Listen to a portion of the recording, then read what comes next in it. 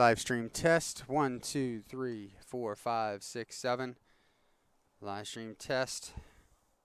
Approximately 11:53 in the AM. Saturday, March 17th, 2018.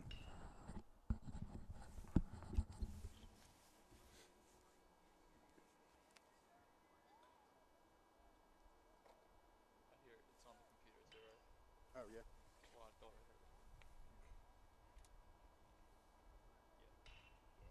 This is the stream. And guys, on here, on the computer, when you're looking at it, you'll see a thing at the top, the stream health. And it'll say, when you're live, it'll say live, and it'll tell you what the signal strength is and everything. Where's that at? Sorry. It's still picking up the internal mic, so. I'm not hearing that. You're not hearing? Well, I picked it up. Yeah, that's weird. That's what I'm saying. I heard everything you said in the beginning.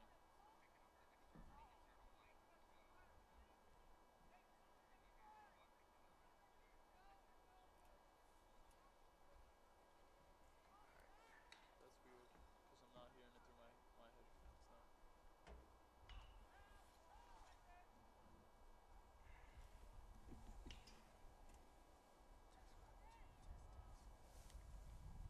No, see, I didn't get it.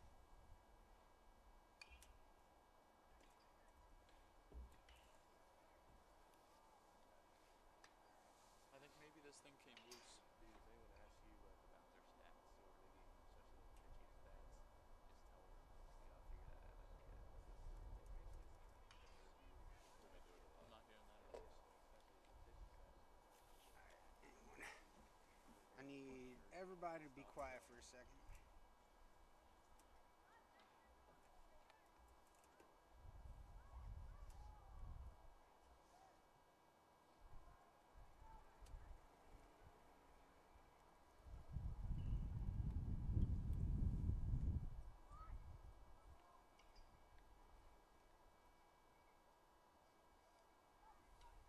Okay. This mic is just really good. Yeah, but now I'm still not getting anything. Okay. Unless I'm using the wrong ear.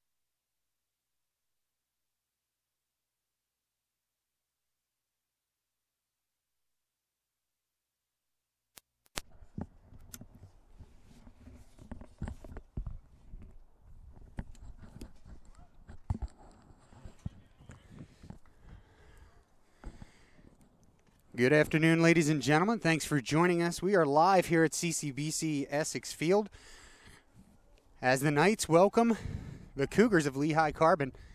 I'm Rocco Jeppy. I'll have the call for you. It's a breezy, cold Saturday afternoon here in Rosedale, Maryland. Game time temperature 47 degrees as Adam Biss delivers his first pitch high and outside for ball one. First pitch 104.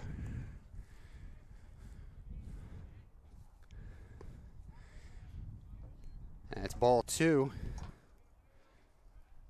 Leading off for the Cougars, Brett Folk. He'll be at first base today.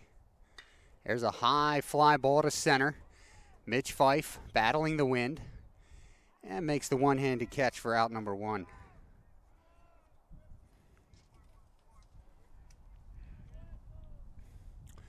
So the rest of the lineup, as Jason Peralta steps in, the left fielder. Batting third will be Gianni Senator. Batting fourth, Elias Gable-Tripp, followed by Colin Hapt, Angel Ruiz, Derek Joyce, Aaron Joyce, and Javi Rodriguez. That one sails high for ball one.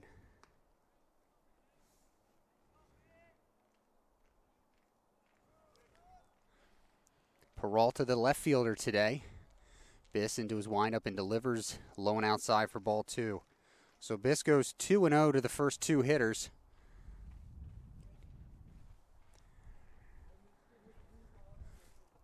Doesn't want to fall behind 3-0. Let's see what he has here. Inside and a called strike. The top of the zone to get back into the count. 2 balls, 1 strike.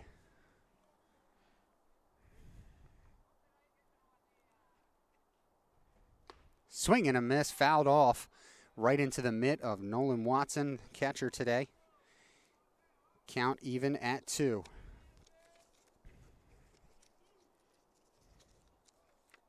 Swing and a miss, ball in the dirt. Watson on it. Will throw over to first base to complete the strikeout, and there are 2 down.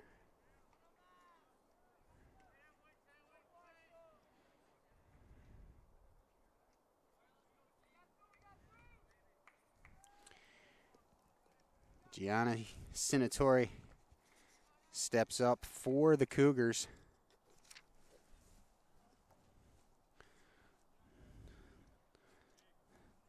Apologize to the Cougar fans. Didn't have any stats for this season just yet as Senatori looks at strike one. We can tell you a few of the players, though, and Senatori, one of them, last season hit .364 with an on base of .434 and slugged .500. He had 2 home runs, 16 RBI.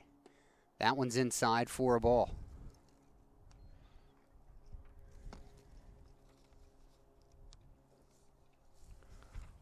One ball, 1 strike.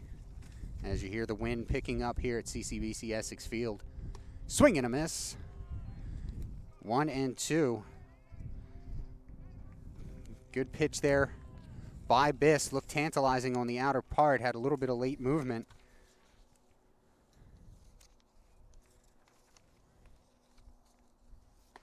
Swing and a miss. And down goes Senatori. So 3 up, 3 down go the Cougars in the first inning. No runs, no hits, no errors. Nobody left on base. The home half of the first coming up.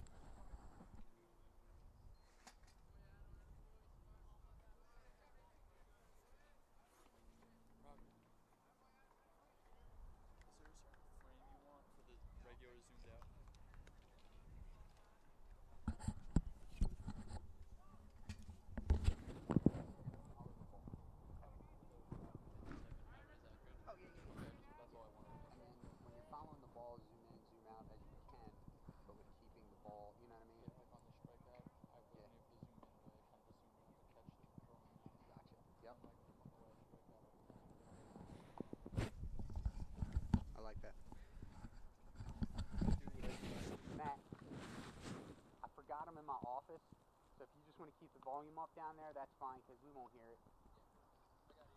Okay. Do whatever I can think of from watching.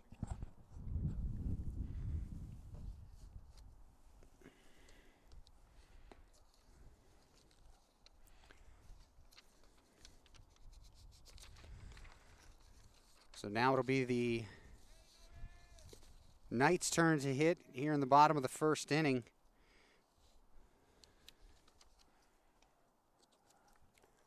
Against the lefty.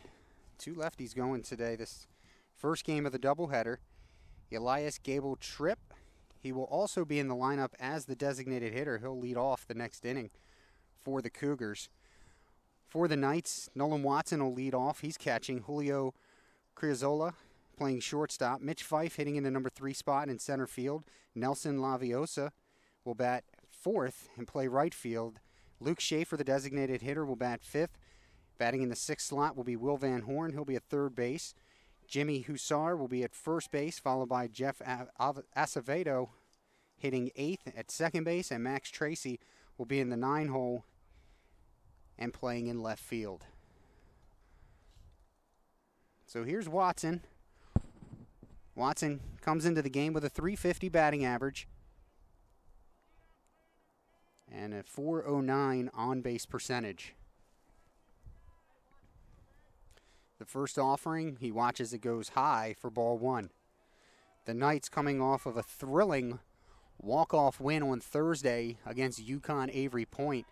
Will Van Horn with a 2-run homer to end an 8-game skid for the Knights. 2 balls, no strikes now to Watson. A dangerous hitter when he's ahead in the count. Working from the stretch is Gable Tripp. There's a high fly ball to center. Ranging back. And with plenty of room to make the catch was Senatori. So 1 down for the Knights here in the top of the first inning. Criazola will bat next. He comes in batting .250 with a .357 on-base percentage.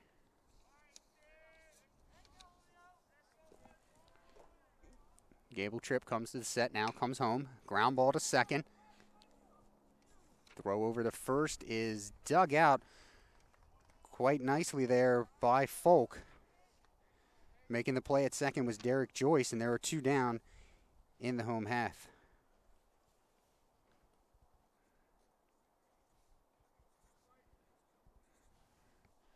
Mitch Fife digs in. He's batting .350 with 2 home runs. 8 RBI on the season, getting on base at a .447 clip as he fouls back the first offering from Gable Tripp.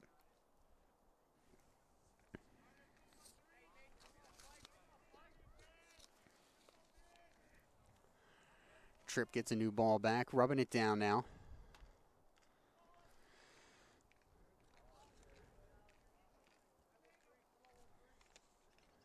And now the pitch. Curveball. Didn't catch any of the plate. Ball 1.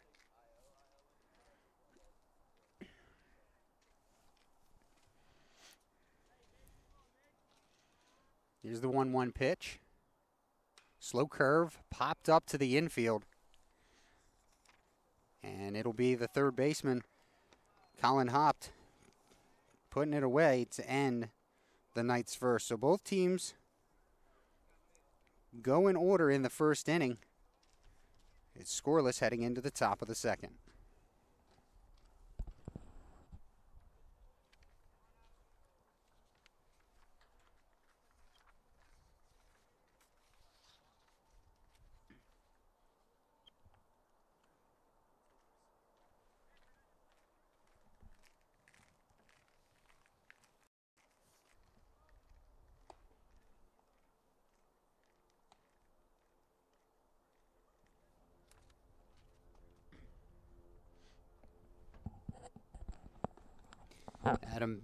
Adam Biss taking his warm-up throws, ready to go out for his second inning.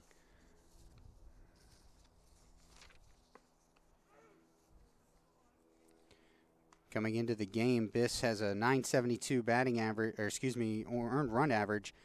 He's thrown 8 1/3, given up 14 hits, 13 runs, 9 earned, 8 strikeouts to 10 walks.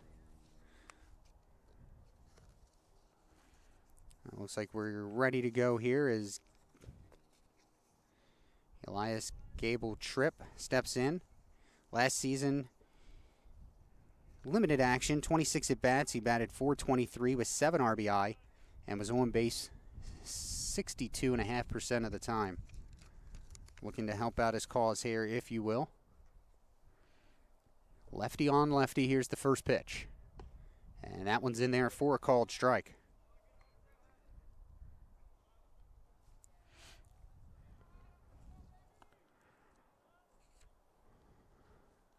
Biss has the one he likes. The offering is low and outside for ball one. Around the infield, third to first for the Knights is Van Horn, Criazola, Acevedo, and Hussar. And here comes the delivery. And too high for ball two. In the outfield for the Knights, left to right is Max Tracy, Mitch Fife, and Nelson Laviosa. Here's the 2-1, low and outside, ball three. A good opportunity here for Gable Tripp, leading off here in the second inning.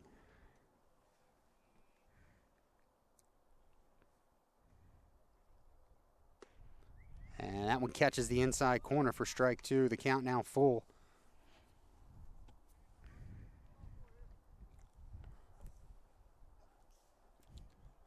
This into his windoff, the payoff pitch. Just outside, misses the corner, so a leadoff walk for the Cougars to start the second. Colin Hapt will step up to the plate.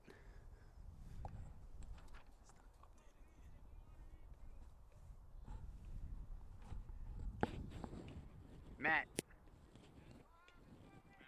are you doing the scoreboard overlay? Hit update. First pitch is fouled back.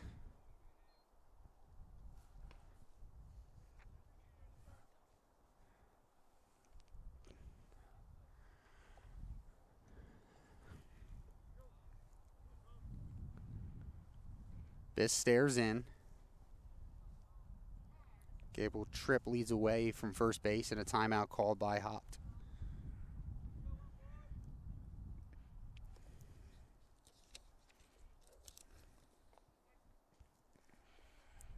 Biss sets high. Now the pitch in the dirt, blocked nicely by Watson. Count 1-1.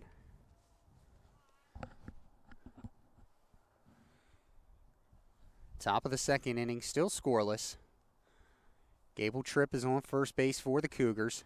Hopt at the plate, 1 ball, 1 strike count. Here's the pitch. He squares to bunt. The bunt is fouled off straight back and just out of the reach of a couple of spectators for strike two.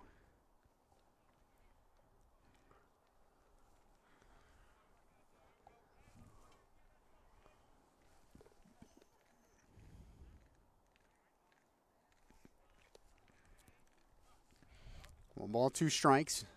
Biss peers in. Watson takes the sign from the dugout, now relays it. Biss comes set. The pitch. Inside. Too far in, and we're even at 2.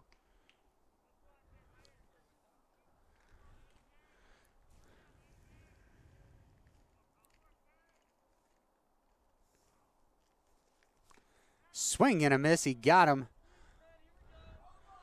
So Biss sends Hapt back to the dugout with a strikeout. Biss's 3rd strikeout of the game, 1 down.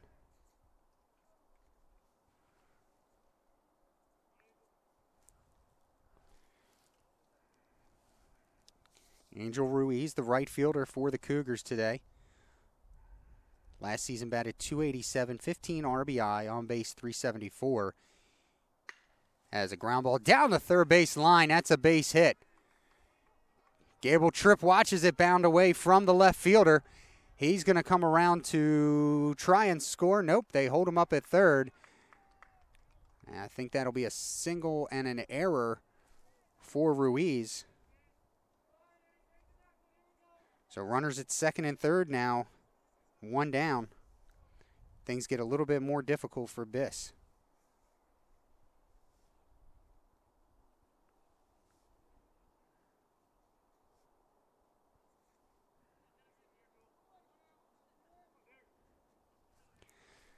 Here's Derek Joyce, the second baseman.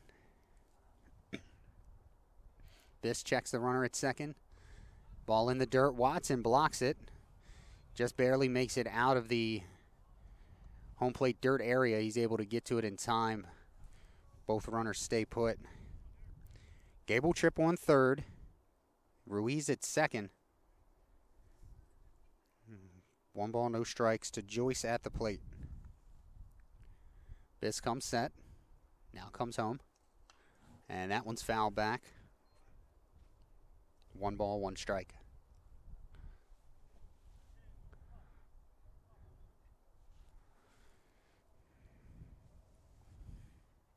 Biss trying to keep this one scoreless.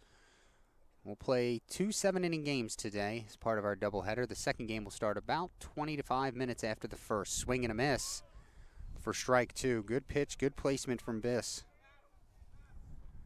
And you can find it right here again, CCBC Essex Knights YouTube channel, youtube.com/CCBC Essex Knights.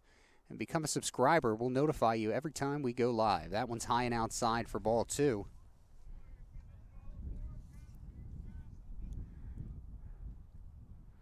Two balls, 2 strikes. Runners on second and third. Gable Tripp at third. Ruiz on second. Biss comes set. Now the pitch. And it's fouled back. So we'll do the 2-2 pitch again.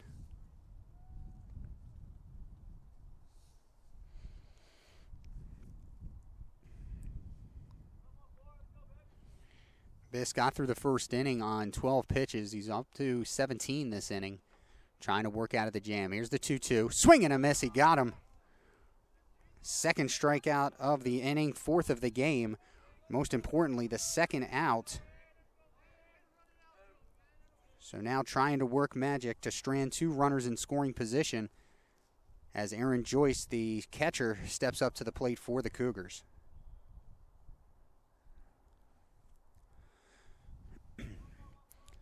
Wind right now appears to be blowing in from the right center field area, a little bit from center, but flag pointing at us every now and then. Here's the first pitch. That one's fouled off over the visiting team dugout. Ahead of Joyce now, 0-1.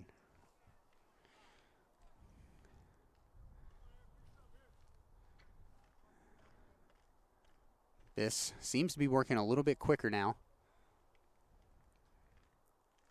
Peers in, has the sign, comes set, shoulder height. That one high and outside. A correction, caught the strike zone. So instead of 1-1, Aaron Joyce now will hit 0-2. Runners on second and third. Biss trying to work out of the jam. Inside, ball 1.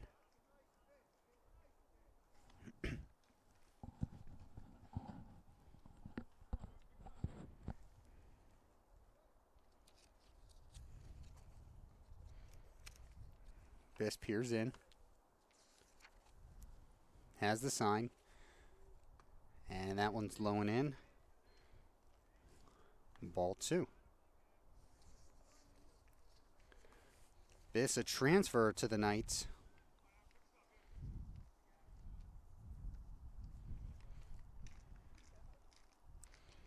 He's out of Kentwood, Michigan, as that one's fouled off down the right field line. We'll do the 2-2 at least once more. Out of Kentwood, Michigan.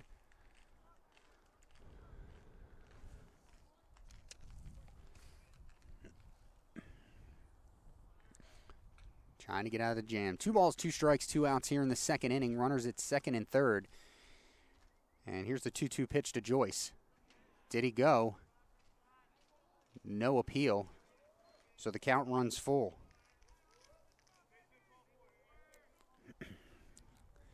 Got to be careful to keep one out of the zone here. You don't want him to smack a 2-out, 2-run single on you. Biss comes ready. The pitch. And just a high outside. Now, earlier in the bat, that one was called a strike.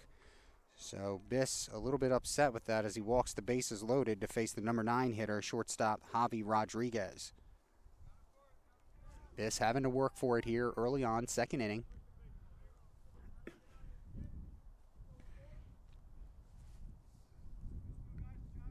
Joyce on first, Ruiz on second, and Gable Tripp on third for the Cougars. First pitch is in there for a strike.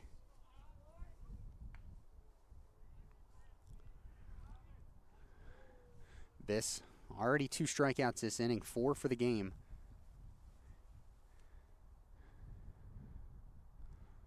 Comes set. That one a line drive down the first base line. It is a foul ball. Narrowly missing that line as it got over Hussar's head.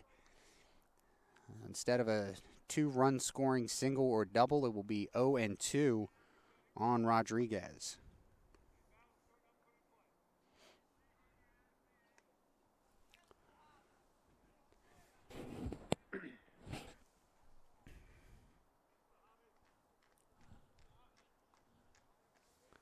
Biss looking for the strikeout here to end it. Has his sign, comes set, shoulder height, the pitch. Curveball. Rodriguez got a piece of it to stay alive. It remains no balls, 2 strikes. Keep an eye on Gable Tripp down at third base. Got a tremendously long secondary lead on that last pitch. Watson will throw behind hitters as he did last game against UConn Avery Point to pick off a runner at first base in a rundown. Here's the 0-2. Inside for a ball.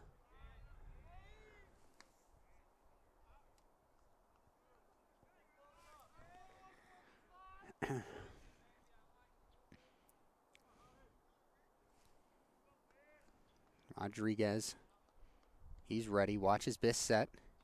Now he comes home. Curveball, ground ball to third. And Van Horn takes it and steps on the bag to end the inning. So Biss is able to get out of it. No runs on 1 hit, 3 left on base. After 1.5, we're still scoreless.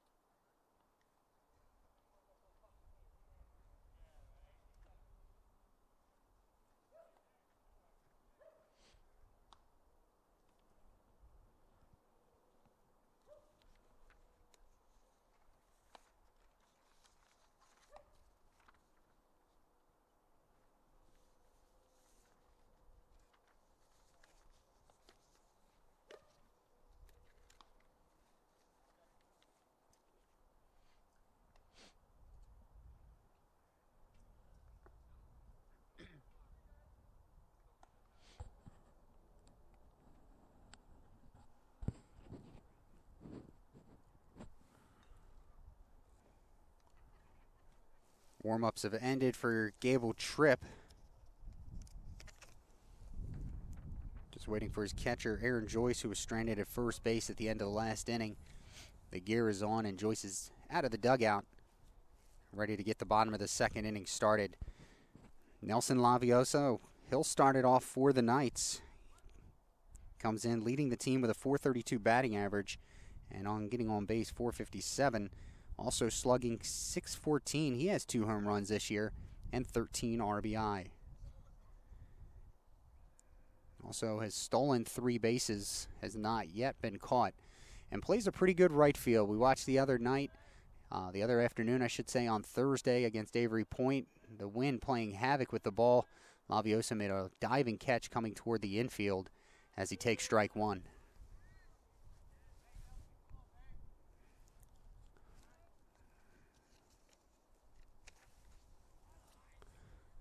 Here's the 0-1. There's a high fly ball left center field. And good communication out there as the center fielder, Sinatori, calls off Peralta to make the catch, 1 down.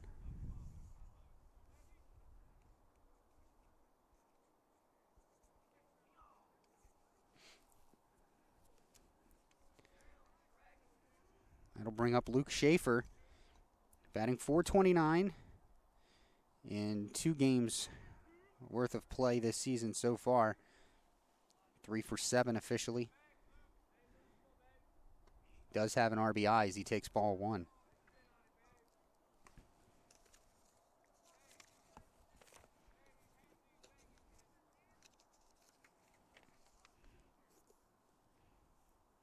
Schaefer out of Falston, Maryland. Attended the John Carroll School. Looks at the pitch for a strike. 1 ball, 1 strike.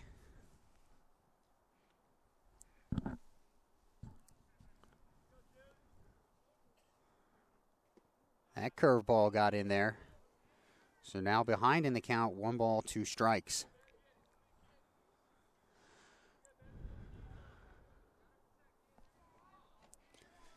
Gable Tripp comes set. Now he's to the plate. Swing and a miss. And Gable Tripp picks up his first strikeout of the game for out number 2 here in the 2nd inning. Take this time quickly to thank our crew for the day as Will Van Horn gets ready. He had the walk-off 2-run homer to give the Knights the win the other day.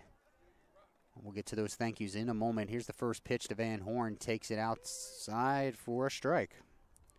Okay. So Van Horn peers in at Gable Tripp, who comes set to the belt, now to the plate. And that one's outside for a ball. So special thanks to our producer today, Matt Ryan, our scoreboard operator, Rebecca Plantholt, our camera operator, Andrew Feminella. As we see the third pitch of this at-bat, a high curveball.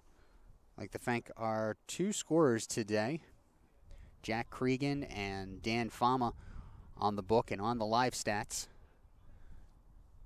Here's the 2-1 pitch to Van Horn, swung on and fouled off down the right field line. It's 2-2. Those live stats, you want to peer on them every now and again, you can go to ccbcessexknights.com. Go to the men's sports, click on baseball, and go to the schedule. Find today's game and click on live stats.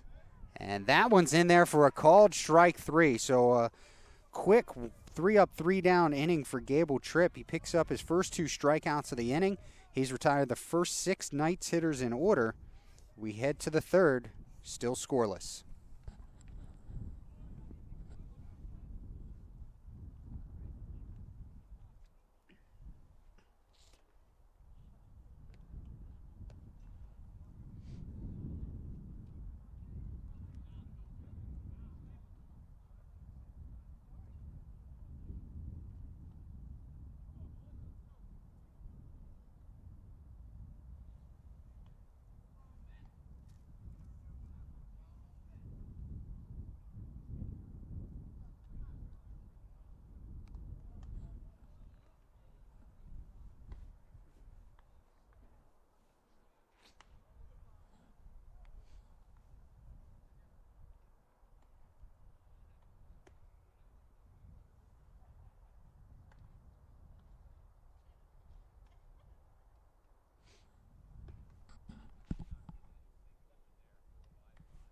Oh, yeah.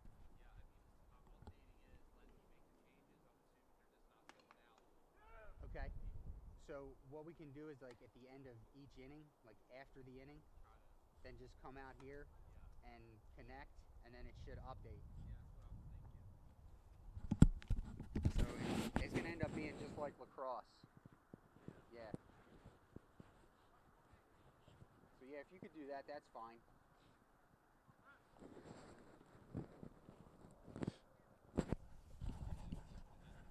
Okay. All right. Thank you. Just receiving some information from our live statistician today, Dan Fama, as the first pitch is in there for a strike. Starting off the inning for the Cougars. Back to the top of the lineup in Brett Folk. No balls and a strike to Folk. And that one's inside, missing his foot. 1 ball, 1 strike. So the information, we are doing live stats today, but because of this cloudy, windy day, having a little bit of trouble with the hotspot connection. So keep an eye out at the end of each inning. After the end of the inning, we will have the stats updated, as that's in there for ball 2. So it won't exactly be live, and we apologize for that, but we will have those stats updated at the end of each inning. CCBCEssexKnights.com. Biss goes into his windup, and the 2-1 pitch, high and away, ball 3. So Biss falls behind the leadoff hitter. Last time up, Falk flied out to center fielder Mitch Fife. He's ahead in the count here, 3 balls and a strike. That's low, and a leadoff walk for the second straight inning. Biss was able to keep him off the scoreboard in the second. If you're a Knights fan, hopefully he can do the same here. Peralta steps up. The left fielder struck out in his first at-bat. Asking for the signs to be repeated. It could be a situation where you do see Peralta lay down a sacrifice. On a cold day like today, you want to get all the runs you can get. So Biss comes set, checks on the runner at first, comes home. That's in there for a strike. So we got game 1, one of those umpires that likes the delayed call. So I'm going to do my best to stay on my toes for you here this afternoon. Biss is ready. 0-1 pitch. Good curveball in there for a strike. So now ahead 0-2. Crizzola up the middle at shortstop, pinching toward the bag. Acevedo playing a little bit deep with the left-handed bat. Here's the 0-2, fouled away. We'll do it again. Back to normal depth as Van Horn at third, and Hussar, of course, holding Falk on at first. The outfield playing pretty much straight up, a bit shallow. Here's the 0-2 pitch. Pokes at it and fouls it off to stay alive. Had a little bit of an Ichiro hitch there as he was coming out of the batter's box a bit as he flicked that one foul. Ichiro Suzuki, that's a guy that is seemingly ageless. I think he's coming into this season. He's like 47 years old or something, but still can sling it. Here's the 0-2. Curveball swung on and fouled off. So we'll do it again. 3 foul balls, for Peralta, who's proving to be a tough out here in his second at bat. Doesn't want to go down on strikes for a second time in as many plate appearances. Biss looking to rebound from the leadoff walk. Falk leads away from first. Now the pitch. Ground ball to second. Acevedo. For one, Crizzola couldn't get it out of the glove in time. And believe it was out at second. Let's wait and see. Yes, he was. Okay. Umpire saying the ball popped out as he was making the transfer. So cut down at second base is Falk. And on at first on the fielder's choice is Peralta.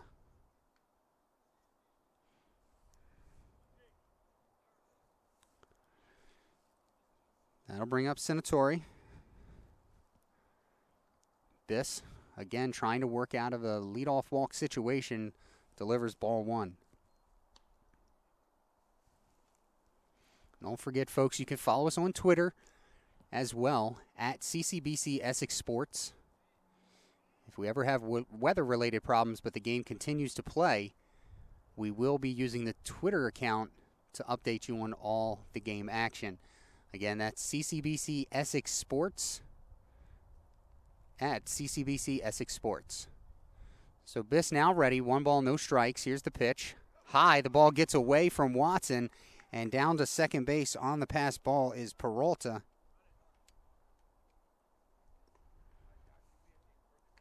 Runner at second base, 1 down, and a 2-0 count to Senatori.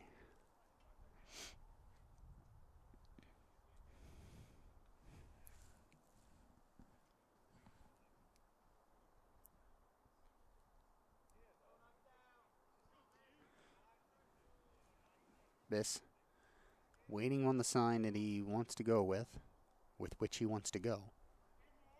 Checks the runner at second, now checks again. comes home. That's fouled back. 2 balls and a strike.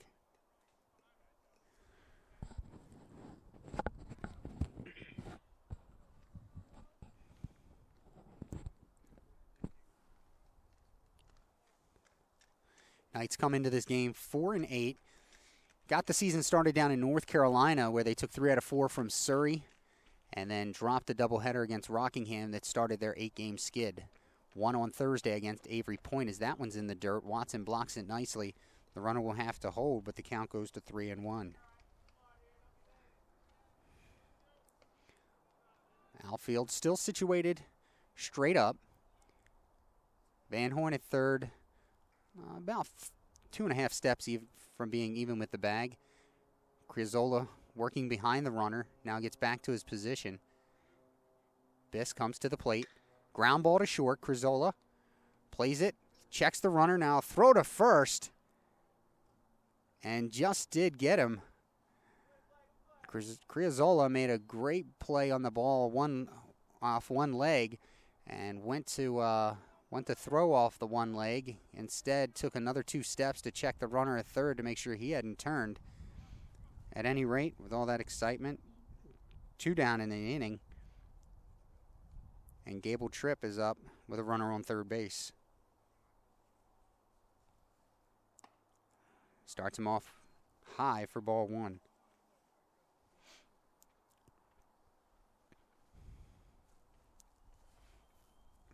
This again, trying to keep that leadoff walk from scoring.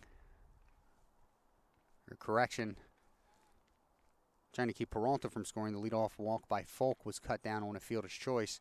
That one goes outside for a ball.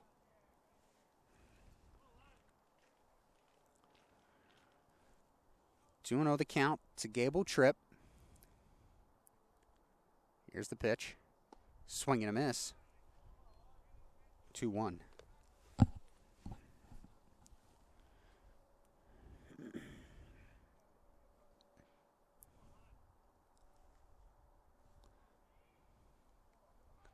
This is ready. There's a fly ball left center field. Looks like it could be trouble. Giving chase is Tracy, and he makes the over-the-shoulder catch. A good job of running that one down. The important part was the first step, and he made a great first step to the ball. And again, Biss works out of a jam. No runs, no hits, 1 left on, no errors.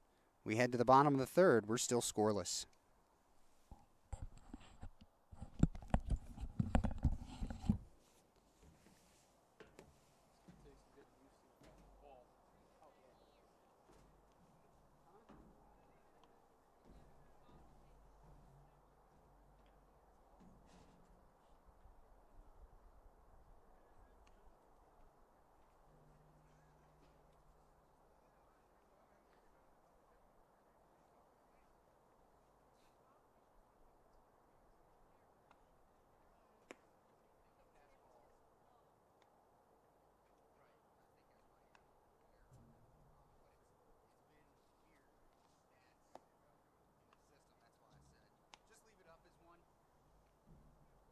Deal with it later. What was the question? Pass ball, do we mark it as an error? It is, right? I think so. Yeah.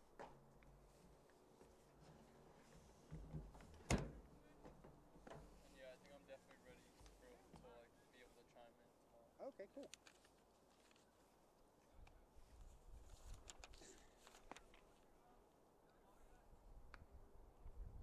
So do you think it's better off I watch through the camera or watch the game? Follow the ball. For me, it's easier to watch the game. Yeah. Because once you get used to the camera, you especially if you're right over it, you know. Hussar to start things off for the Knights, takes the first pitch high for ball 1.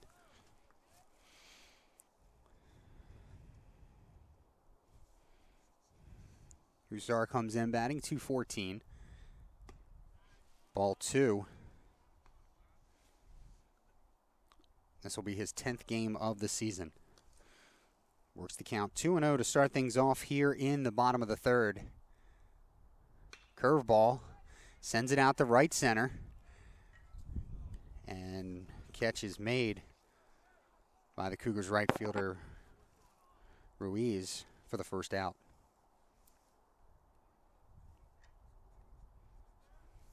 Jeff Acevedo steps up to the plate, getting his first game action since the North Carolina swing. In his first 6 games, batted .357.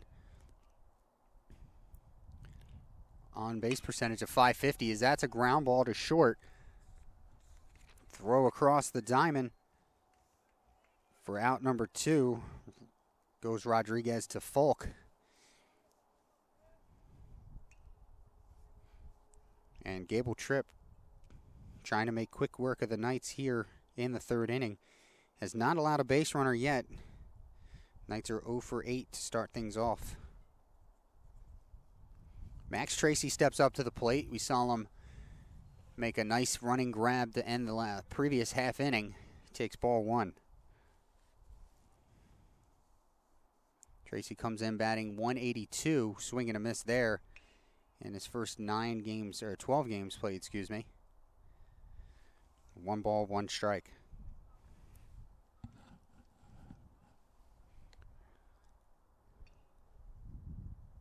Slow curve, fouled away. So now Gable Tripp ahead in the count, 1 ball and a strike, or 2 strikes rather. Bottom of the 3rd inning, we're still scoreless. Cougars line, no runs, 1 hit, no errors, and for the Knights, 0, 0, and 2. High and away for the ball. Tracy looking to start a 2-out rally here and turn the lineup over. Gable Tripp continues to work fast from the stretch. Swing and a miss. And the Knights' 3rd inning has ended. 2nd strikeout of the game for Gable Tripp. After 3, we remain scoreless here at CCBC Essex Field.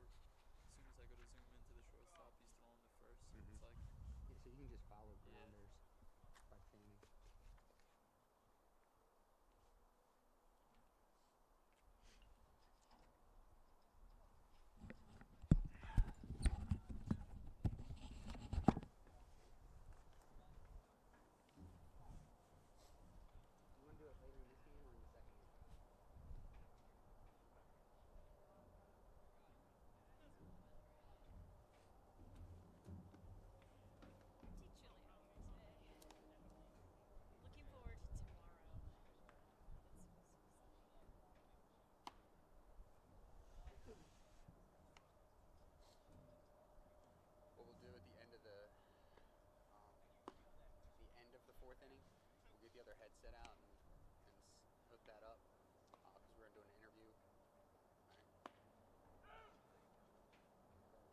All right. I'll do whatever you need.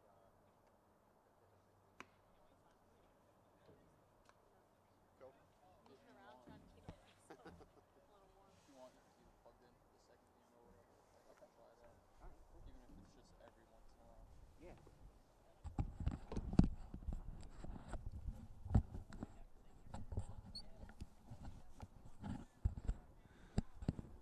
We are ready to go here. 3 complete. And Colin Hopt steps into the box to start us off in the 4th. Hopt, a strikeout victim, his last time up, back in the 2nd inning. Strike called.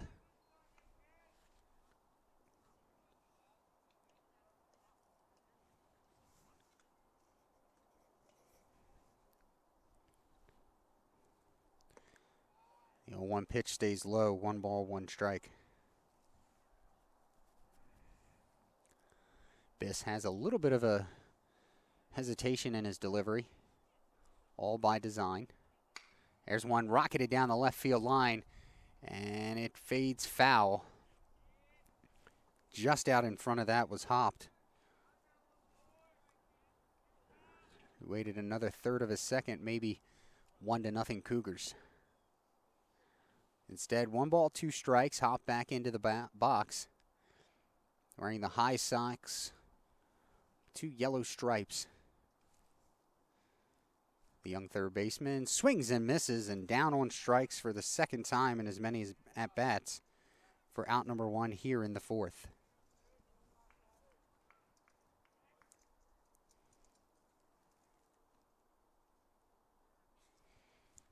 Here's Ruiz, the right fielder.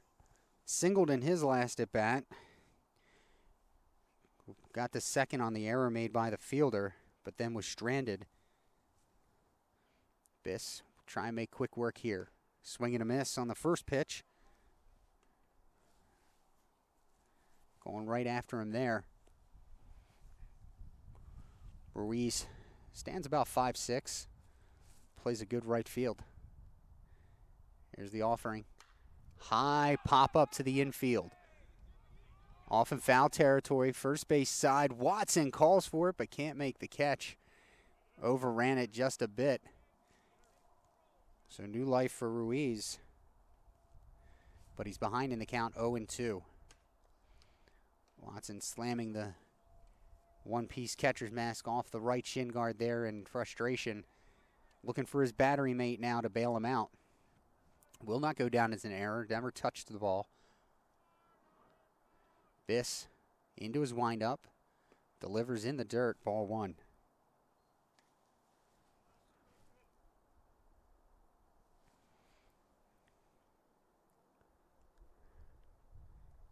Biss is ready to go. 1-2 pitch. Swing and a miss.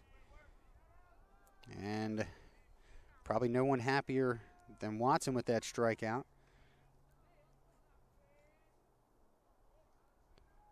2 out here in the 4th. Joyce steps up to the plate for Biss, his 6th strikeout of the game. Looking for his first one, a 3-up, 3-down inning since the first inning, as that one sails high and away for ball 1.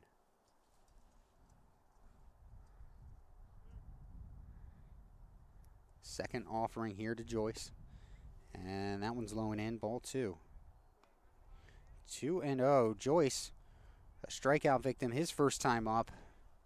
Prolonged the at-bat, but ultimately went down.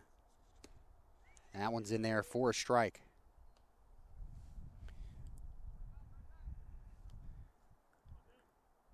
Biss working quickly. 2-1 pitch is low, ball 3.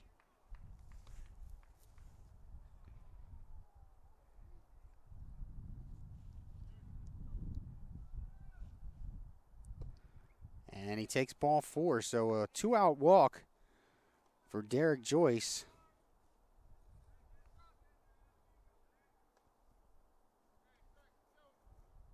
Fourth walk of the game for Biss. That'll bring up, I'm assuming here, no confirmation, Aaron Joyce, the brother of Derek. So, anybody back at Lehigh Carbon watching this game, if there needs to be a correction, go ahead and message us on the broadcast. There's a slow grounder back to Biss, and we're being told foul ball. Looks like it hit off the front shin of Joyce, so it'll be a strike.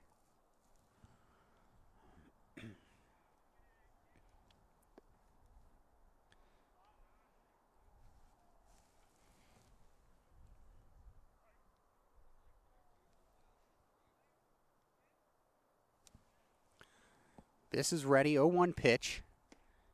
And that's a called strike on the outside corner. So 0-2 to Aaron Joyce, the catcher. As Biss looks to race a 2-out walk. He comes set now to the plate. And gets inside, and Watson runs it down quickly. Derek Joyce not able to advance. 1 ball, 2 strikes. That's where technique comes into play for all you young catchers out there. Good footwork behind the plate for Watson. That's what allowed him to bounce on that one quickly. Here's the 1-2. And it's in there for a called strike 3. So Biss strikes out the side. A runner left on base after a walk. And we'll go to the bottom of the bottom of the 4th. Still 0-0.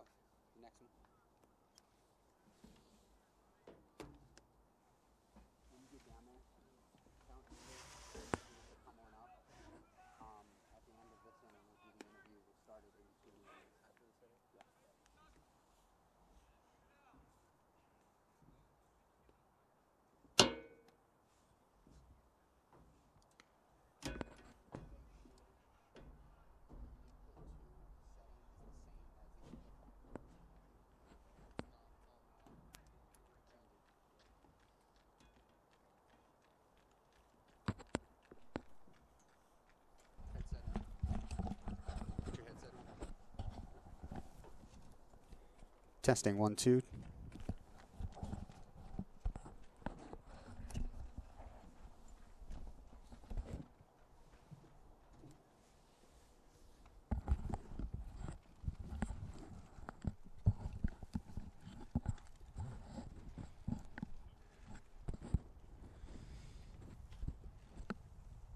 Knights will look to get something started here in the 4th inning. Gable Tripp pitching a gem of a game thus far. He has sat down the first 9 hitters in a row. The Knights will look to do something here in the 4th.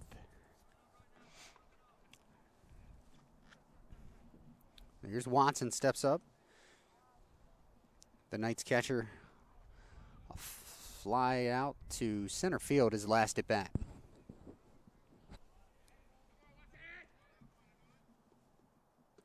Watches a slow curve miss for ball 1.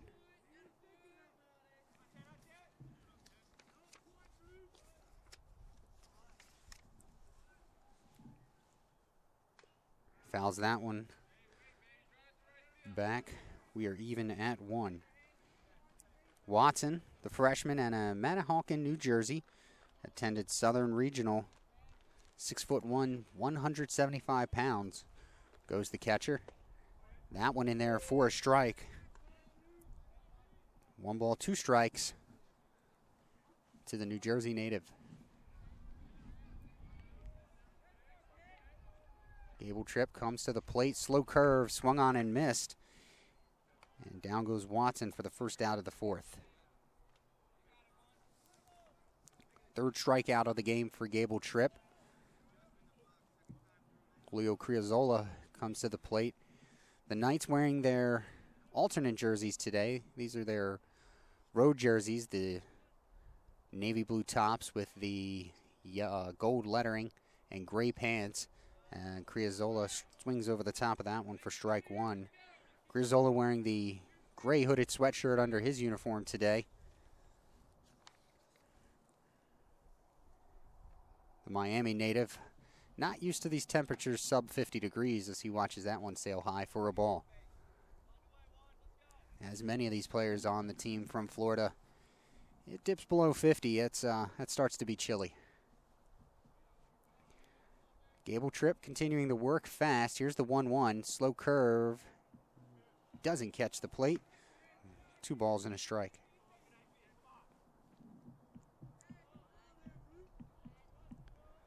Criazola trying to become the first Knights base runner of this game. That one's short right field. Out on the ball to make the catch is the second baseman, Derek Joyce, and there are 2 down here in the Knights' 4th.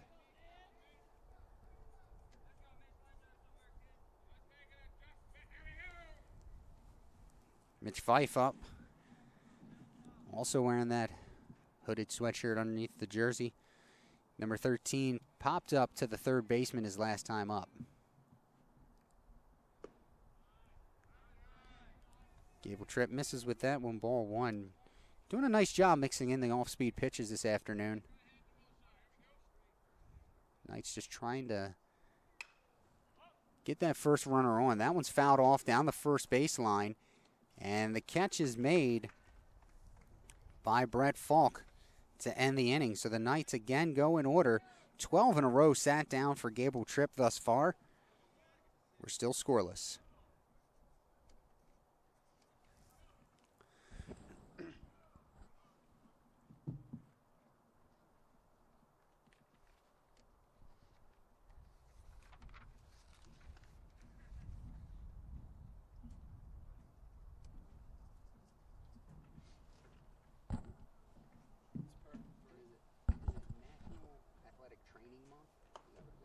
Yes, National Athletic Training Month. I had to think about that for a second. It's like, yeah, NAT.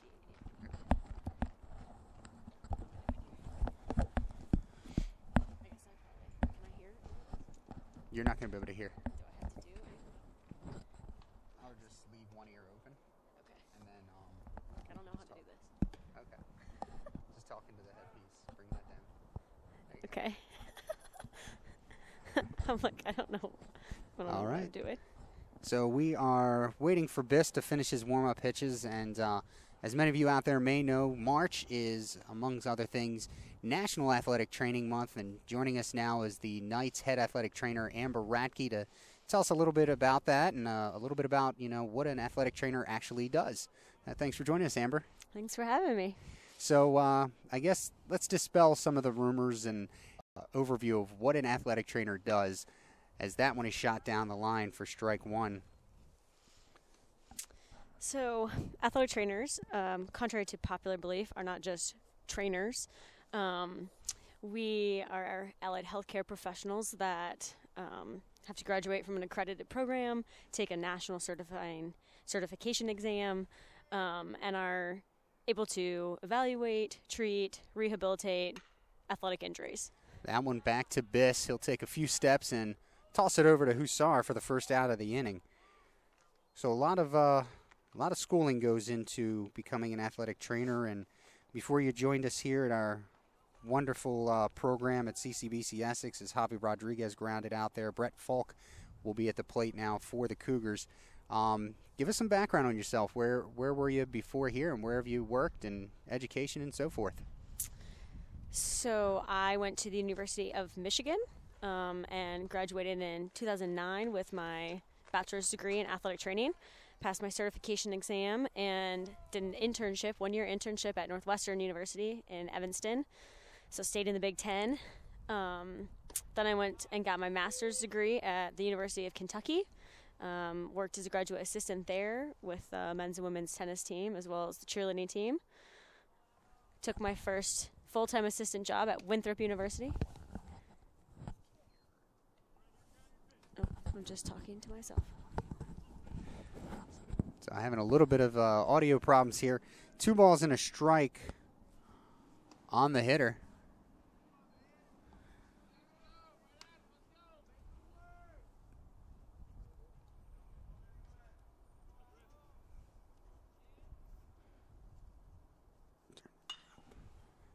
There's a ground ball. Acevedo plays it, and the throw to first for the second out. So we're going to try this again with Amber Ratke, our head athletic trainer. Graduated from Michigan with your undergrad in athletic training. Past certifications, went to Kentucky for graduate, and I think where we left off is you were a graduate assistant at Kentucky. And what came after that? I took my first full-time assistant athletic training position at Winthrop University down in South Carolina. And I worked there for 4 years with the women's lacrosse team. And then I moved up to Maryland and found myself here at CCBC. And we're happy to have you. 2 balls and no strikes on Peralta. So tell us a little bit about Athletic Training Month. What is it that the athletic trainers want to pass on to the general public, as that one has gone down the line? Tracy giving chase and makes the catch in fair territory for the third out of the inning.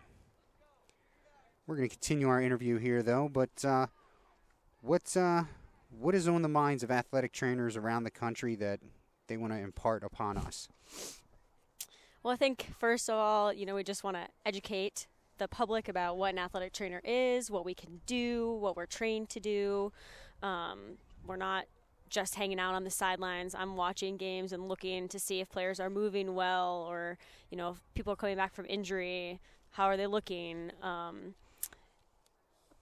During a day-to-day might look like, I'll get in, guys will start coming in hour, 2 hours before practice. They'll do treatment, they'll do rehab, exercises to strengthen muscles, especially in baseball. We're working on a lot of posterior strengthening for the players. Then if it's a game day, get everything ready for a game. We'll do sideline coverage. Athletic trainers are great at emergency care, first response on the field. We can also help refer for the injuries that need to see a physician or get an MRI or further workup.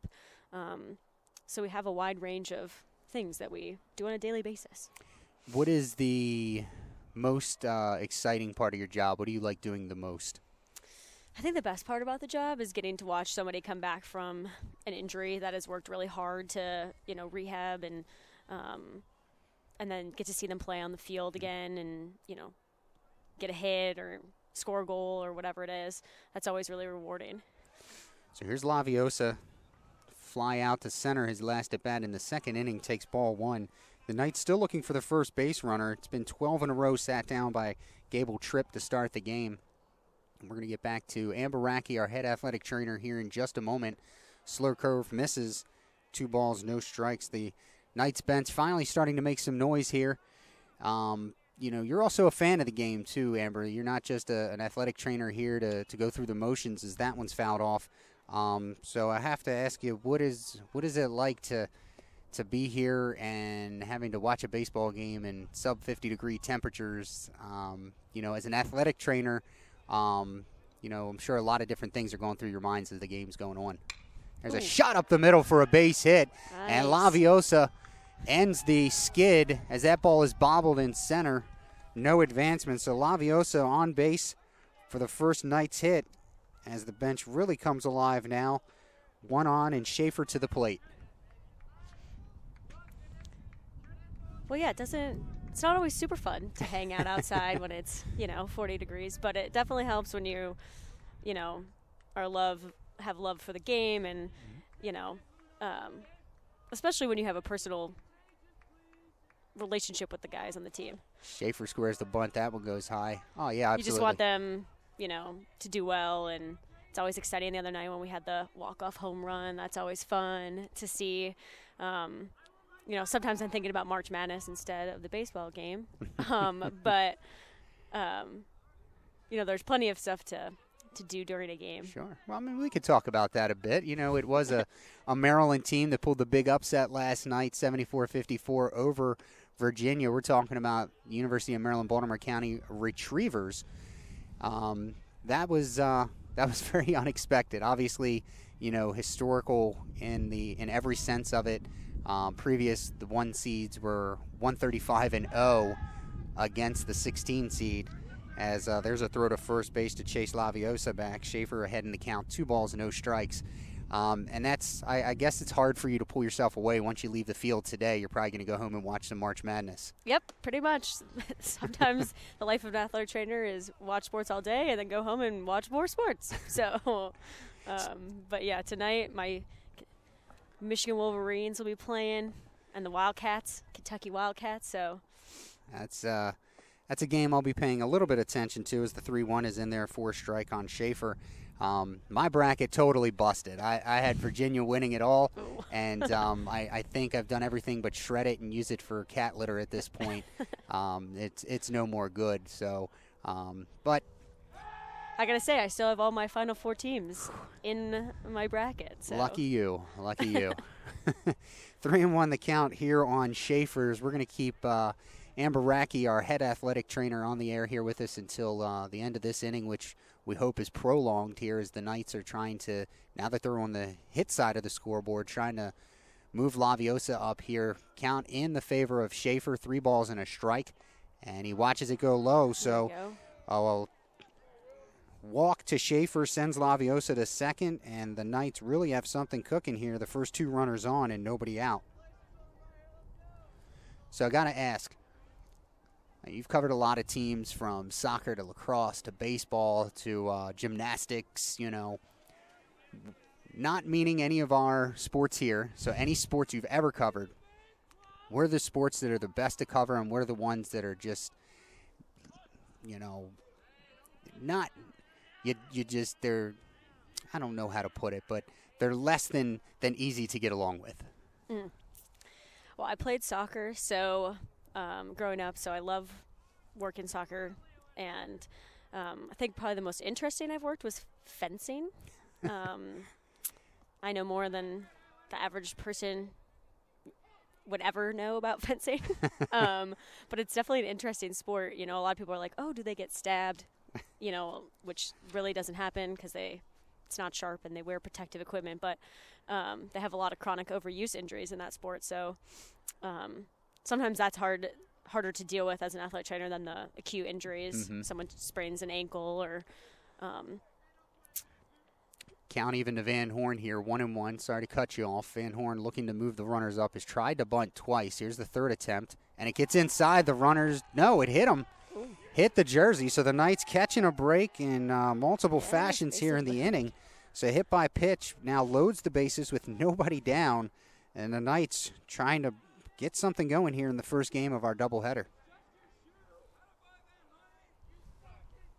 I think each athletic trainer kind of finds their little niche. I'm not a huge fan of working long swim meets early in the morning or long all-day track meets, but we have athletic trainers who love working with those sports, and so I think you just got to find what your favorite spot is, and so let's get to the meaty stuff here. Which sport or sports is it that you just they just absolutely just hit a nerve, or just are babies, or what have you? What is the sport or sports that you I don't want to say least enjoy, but that you incur the most challenges from?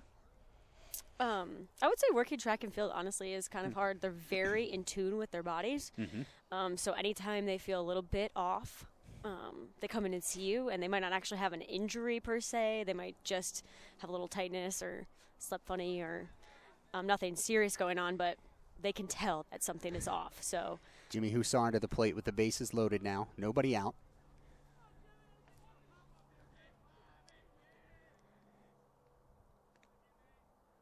And the pitch from Gable Tripp is inside for a ball.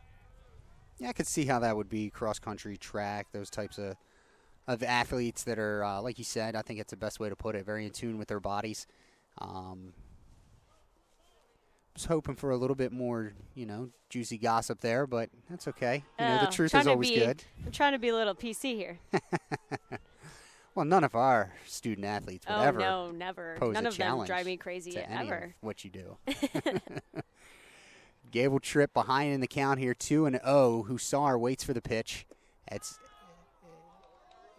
down low for a ball. 3 balls, no strikes. The Knights will take a run any way they can get it right here. And all the chatter coming from the bench. We don't need a grand slam here. It'd be nice, but a base hit or a walk will do just fine. And generous call there, in my opinion, from the umpire for strike one.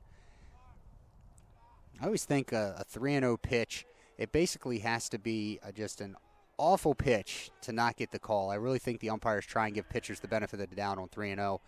And here's the 3-1 now from Gable Tripp. Same spot, same result. Hussar, who I'm going to guess here as I'm pulling out the roster, probably stands about 5'8", 5'7", does not agree with that call. So now the count is full. Bases are loaded, nobody down. That one's fouled back. Hussar stays alive. So as an athletic trainer, what does Amber Racky do when she has a rare day off in the life of athletic training? Yes. Those days are few and far between here in March with baseball doubleheaders. Another foul ball. I like to travel a lot. Be going this summer to Portugal for 10 days trip. So very cool. That'll be fun. Do a lot of yoga and running, a little stress relief. Like to cook. I'm in a couple book clubs, so, got to read, get my read on. Swung on and missed. Hussar goes down on strikes. Very prolonged at bat, 8-pitch at bat for the first out of the inning. Now Acevedo, in his first game action since North Carolina, steps up. He wants to get something going here. He had a very, what's the word I want to use, acceptable batting practice round yesterday. Was very eager to start taking some more swings and some live BP. Stands in there now, takes a called strike. But won't be the first time for you. I know you did some European backpacking at one point. Is that right? I did indeed. After I graduated from Michigan, a couple of friends and I did the whole hostel, wear your backpack on your back, and training around Europe. So for those of you about a month. That don't know, a hostel is not a bad situation. A hostel is what they basically call hotels to cheap hotels. Traveling Swing and a miss there by Acevedo.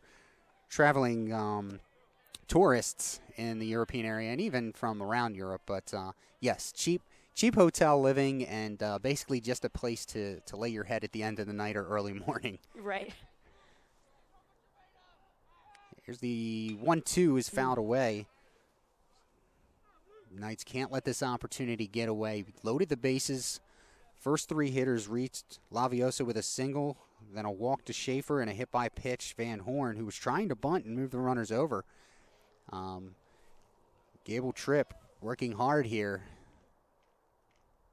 Swung on down the third baseline, through the wickets, and that'll get into short left field.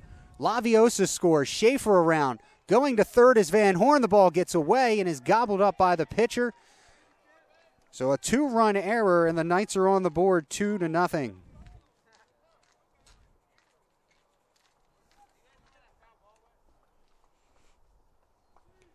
Going down to second base was Acevedo. Over to third is Van Horn, as that'll go down as an E5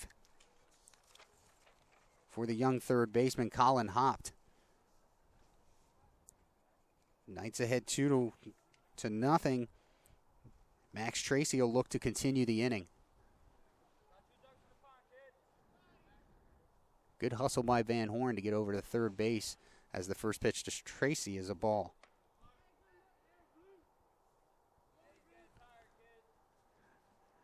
Folks, if you want to learn some more, if you just joined our interview here with head athletic trainer Amber Radke, as that one sails outside for a ball, don't forget you can read all about her on our website, ccbcessexknights.com.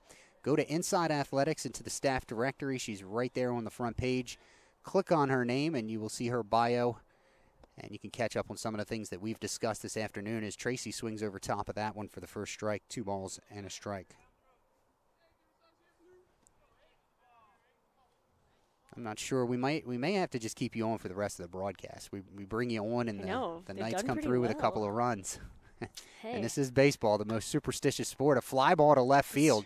That one's carrying pretty well, and it will be caught by the left fielder. Great catch by Peralta. Both runners move up, so credit Tracy with a sac fly to get the run in. The third run of the inning for the Knights. And it's now 3-0 Knights on the sac fly, RBI for Tracy. That'll turn it over. Van Horn scored. Moving over to third base was Acevedo. And now back to the top of the lineup for Watson. So the Knights came into this inning having 0 for 12 on the afternoon, and that curveball misses. The 7th hitter of the inning now is Watson.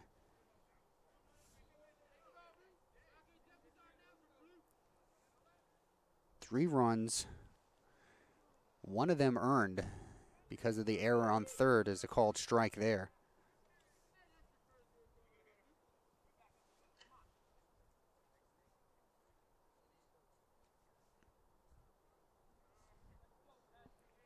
Here's the 1-1, slow curve.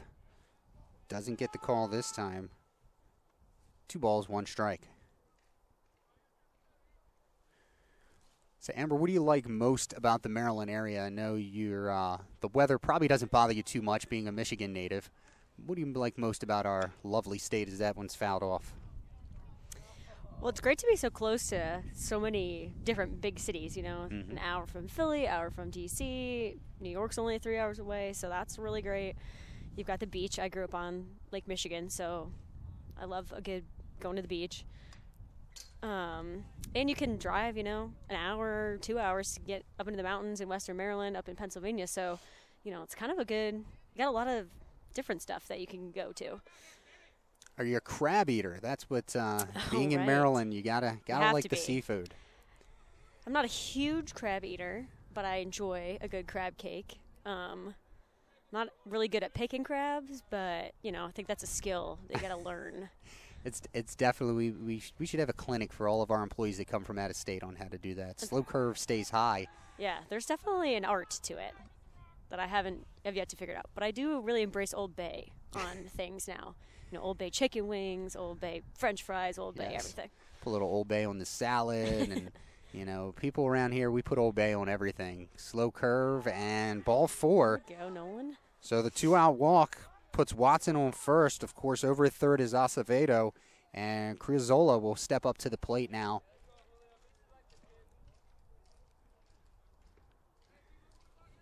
And what would you say you like, or I should say you dislike most about Maryland or the Mid-Atlantic, I guess, overall? I mean, I think this is cliche, but the traffic can be kind of annoying. I don't think there's any Marylander listening to this right now that would say otherwise. There's a There we base go. hit through the 5.5 hole, and the Knights add another run, an RBI single for Criozzola. It's a 4-run inning now. And, Down to second goes Watson. Guess Maryland is a lot more expensive than South Carolina. A So, lot more, yeah. You know, the rent sometimes you're like, woo, It sticker is. shock. But Fife now to the plate. It's a little bit. When I travel to the South, you take a home that goes for, that one's high to center field. It'll stay up there, though. And Senatori catches it to end the inning, but not before the Knights send 9 to the plate, scoring 4 runs, 2 left on base. It's now at a 4-0 Knights lead. We head to the top of the 6th inning, and we thank Amber Radke for joining us here for the entire half inning. Brought some good luck to the Knights, and we hope that luck continues for the rest of this game. We go to the 6th. Remember, we play 2 7-inning doubleheaders games today, so we will watch to see as the Knights will hopefully hold on. And again, thanks Amber for joining us. We should probably make this a regular season thing for the rest of the way. I know I could come on and give you some commentary about the guys and There you go. tell you what they're doing in their free time. Oh. They also like to play Fortnite, like the UMBC players. Oh my! I don't know what Fortnite is. I but haven't it's a played video it game. either. Our athletic director Greg Wickup has partaken in and even won a game of Fortnite, but I have not. I'm on that same crowd of the 1%ers that has never seen a single episode of Game of Thrones. So Me neither. I'm in that. Yeah. I'm in that category. So. Well, thanks for having me. But we'll get you back on here maybe for the second game, folks. Remember, ccbcessexknights.com. Click Inside Athletics. Go to the staff directory, and that's where you'll find our head athletic trainer, Amber Radke. And we'll be right back with the top of the 6th inning. Biss is out to continue his work for the Knights.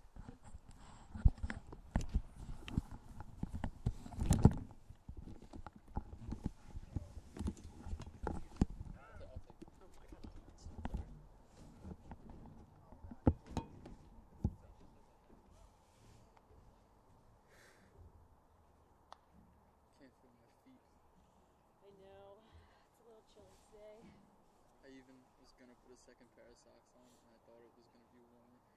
Messed up. Just straight messed up. My jacket's over there. I'm like holding off on putting my really heavy winter jacket on because I don't know how you didn't already. I know, but they've got a whole other game, so I'm trying to. I have 2 sweatshirts on and this coat. I'm freezing. and the live stats, then we'll just do this book. As far as one person doing it, I think it's going to be really difficult.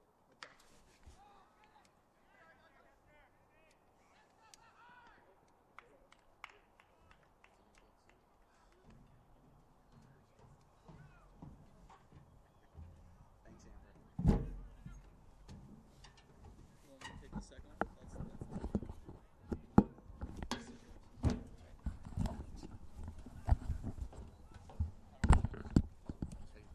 Turn it off. I think that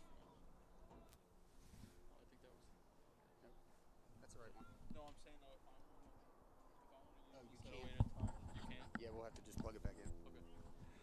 There's no like on-off switch. My apologies, folks. So the first hitter of the inning, Senatori, infield single, and now it's 1-0 to Gable Tripp, who's takes a strike. 1-1. Gable Tripp gave up 4 runs last inning, 2 of them unearned. And the Knights now lead it 4-0. 4 runs on 2 hits, 2 errors for the Knights, 0, 2, and 1 for the Cougars. That one sails high. 2 balls, 1 strike. I think it's 2-1.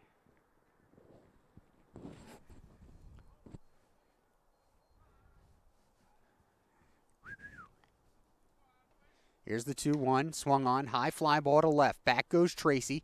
Still going back. And it's off the wall. Tracy gets it back in, but not before Gable Tripp ends up at second base with a double. So the first two runners are on now here for the Cougars, who are looking to claw back into it. Single, an infield single to start the inning off by Sinatori. And now Gable Tripp sends one down the left field line. Used that jet stream as the ball was moving on Tracy the entire way. Second and third, nobody down.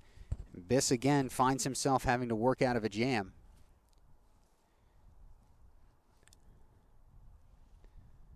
That one fouled straight back. This is Colin Hapt. He's struck out in his two previous plate appearances.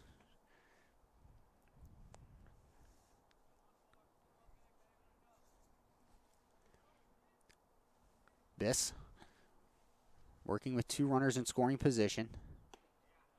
And a called strike. A big strike zone here this afternoon.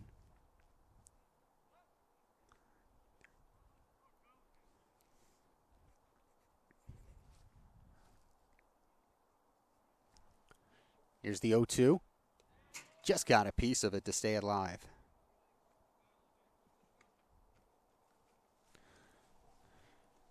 Nothing in two.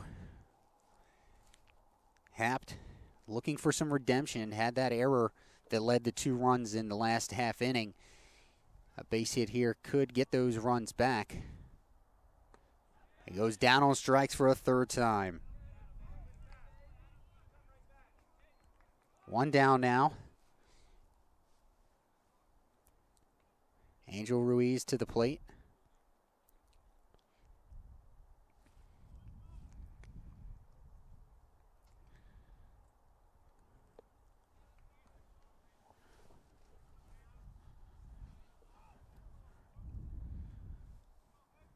Biss stares in. Comes set high at the shoulders. Now the pitch. Inside for a ball.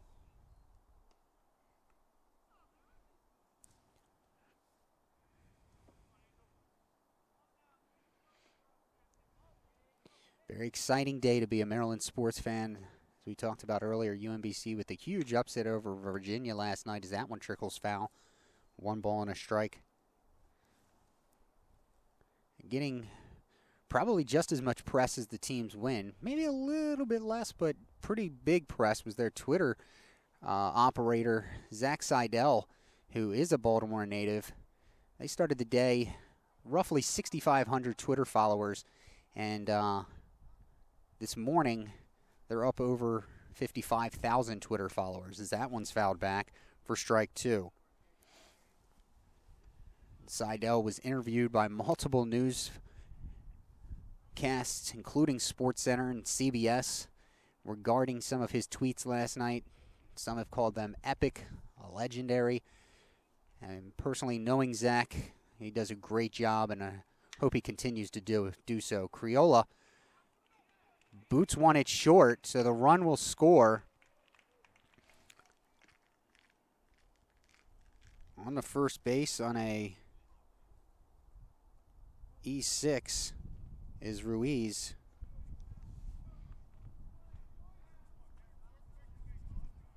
And I'm waiting for the official score, but I'm going to say that that run is going to be an earned run. I think that runner was going to score regardless because it was going to either be a fielder's choice or the error, as we saw. Gable Tripp moves up to third base, and head coach Mike Carter is out to talk to his left-handed hurler. Trying to get a view. It looks like it is Caleb Smith warming in the bullpen for the Knights. The runners on first and third rather. 1 down in the 6th inning. The Cougars on the board. It's now 4-1.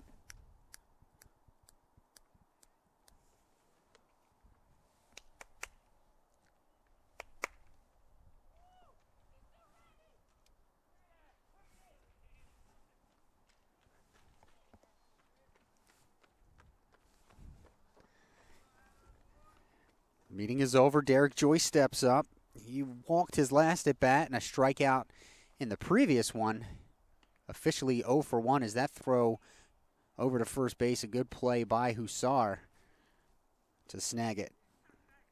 Ruiz on first. Gable Tripp on third.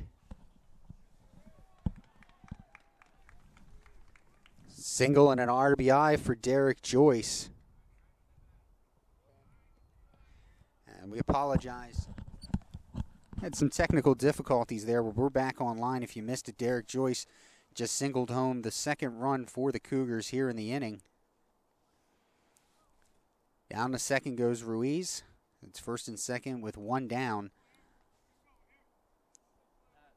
as they cut into the lead 4-2.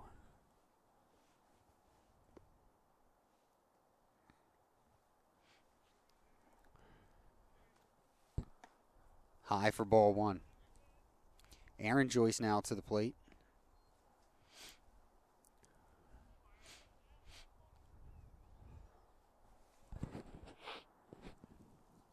Biss stares in. Timeout called by Joyce.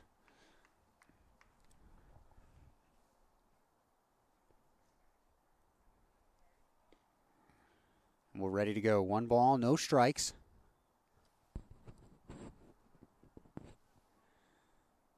Biss comes to the plate. High and tight for ball two. If I had to guess, I would say that this is going to be Biss's last hitter unless he can induce an inning-ending double play.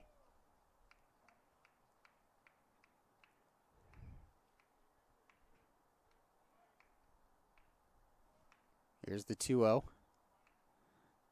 Nope, we'll go to first base. And he got him! So Derek Joyce picked off at first. And there are now two down. Good move right there by Biss to get the runner at first. And now runner at second and 2 outs. Still working on Aaron Joyce, 2-0. That one in there for a called strike.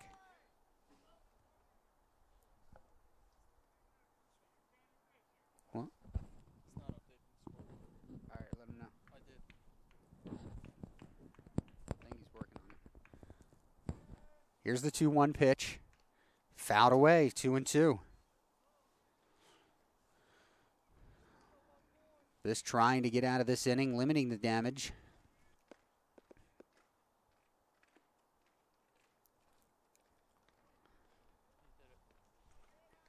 Two balls, 2 strikes, 2 outs here in the 6th. Biss comes set. Now the pitch. He got him! So Biss works out of it.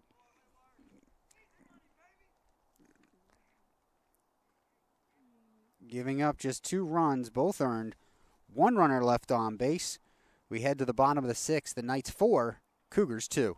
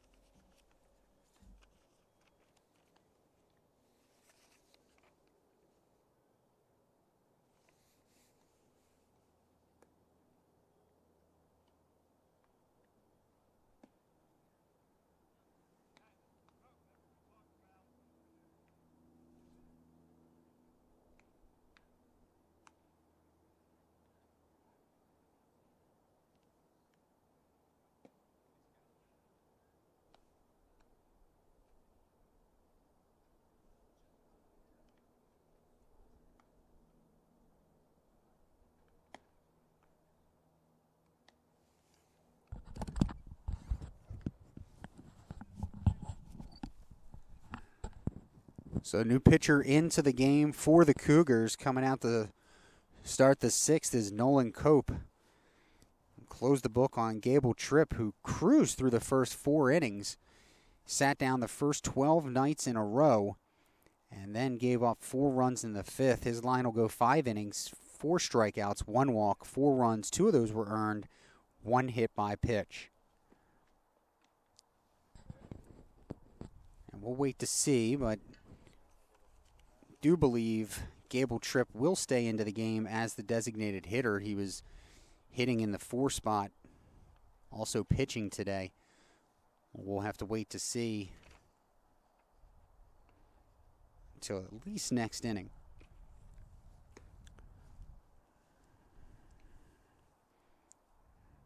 So leading off the inning is going to be Laviosa. He did so last inning as all night's 9 hitters got to the plate in the 4-run inning.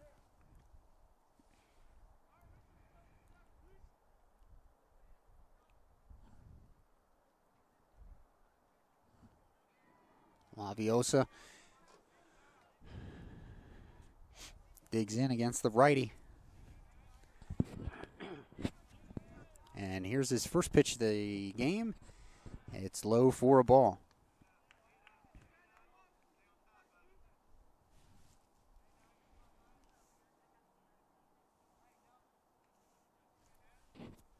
Here's the 1-0.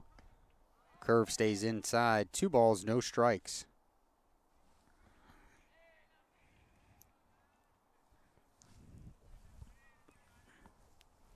Cope is ready. Into his windup, delivers. And that one is low for ball 3. So Cope into the game has not yet found the strike zone.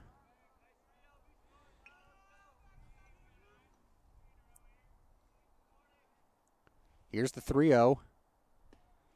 And Laviosa taking all the way, takes a strike. I'd like to thank all of our viewers today. Those from Lehigh Carbon as Laviosa walks on 4 pitches to start the 6th. And Knights fans, we thank you for joining us all season long. Don't forget ccbcsexknights.com. Follow us on Twitter at CCBC Essex Sports. Luke Schaefer will step up to the plate. He had a walk and scored back in the 5th inning.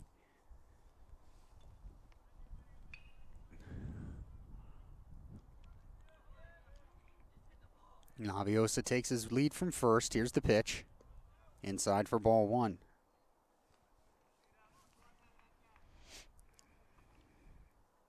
Coaching staff yelling into Schaefer to have an at-bat, which I guess he'll do either way, but they want a quality at-bat, I think. There goes Laviosa. There's the throw to second. He is in there. Another stolen base this year for Laviosa, his 4th, and he has not yet been caught.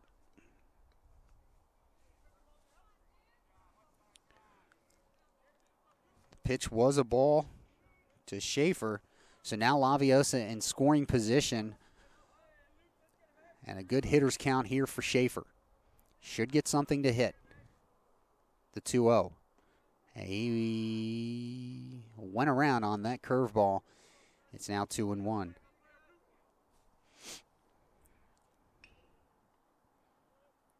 Schaefer steps back in, the Fallston native. Ready to work.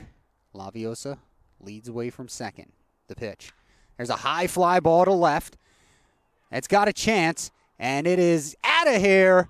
A 2-run homer for Schaefer, and the Knights increase their lead 6-2. Absolutely tattooed that ball. Got it up into the jet stream, and the Knights, for the 2nd consecutive inning, played a few runs, a couple of runs at this point, and still nobody down.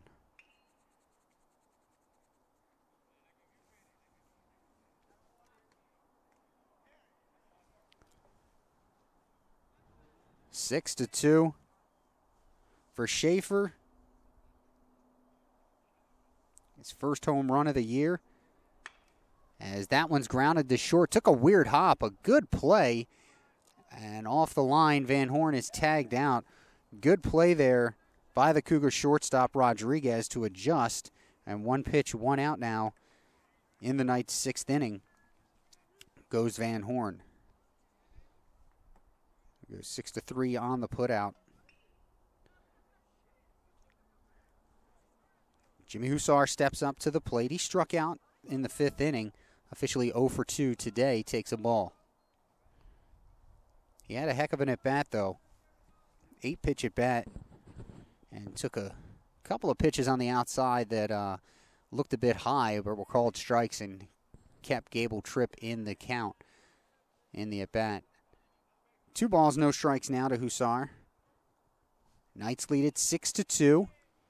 Picked up 2 more runs so far here in the 6th inning, as that one's in the dirt for ball 3. Scored 4 runs in the 5th, now 2 in the 6th. The Knights 6 runs on 3 hits. They have committed 3 errors. 2 runs, 4 hits, and an error for the Cougars. Here comes the pitch from Cope. In there for a called strike.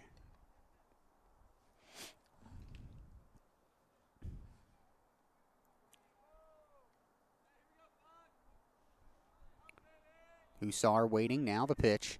And he'll take a ball and take the walk down to first base. 3 out of the 4 Knights hitters have reached base safely this inning. Acevedo steps up to the plate.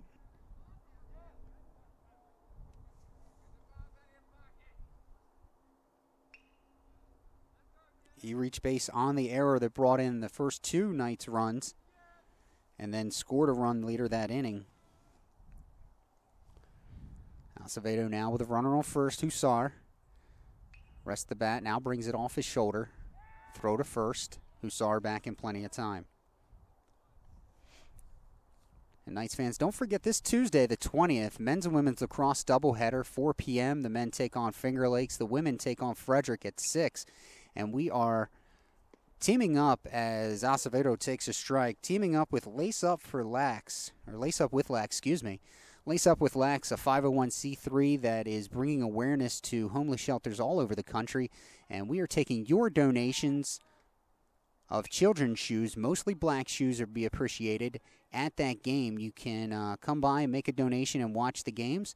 You can also contact me for more information at rjeppy@ccbcmd.edu. There's a line drive to center. That ball is fading quickly. A good adjustment made by Senatori to make the catch. 2 outs now. Again, that email address, rgeppi@ccbcmd.edu. If you can't make the game, shoot me an email, and we'll figure out how we can get a donation, and we would really appreciate that. All the donations that we get, we will be delivering shoes as Max Tracy takes a strike to the Eastern Family Resource Center here in Rosedale, a homeless and transition housing facility for men, women, and children. Tracy watches that one go by for a ball. Again, that's going to be Tuesday, the 20th. Men start at 4 p.m. against Finger Lakes, and then the women take on Frederick at 6 p.m. Hussar leads from first, swing and a miss by Tracy, 1-2. Tracy had a sac fly RBI his last time up, a strikeout before that, 0-2 on the day.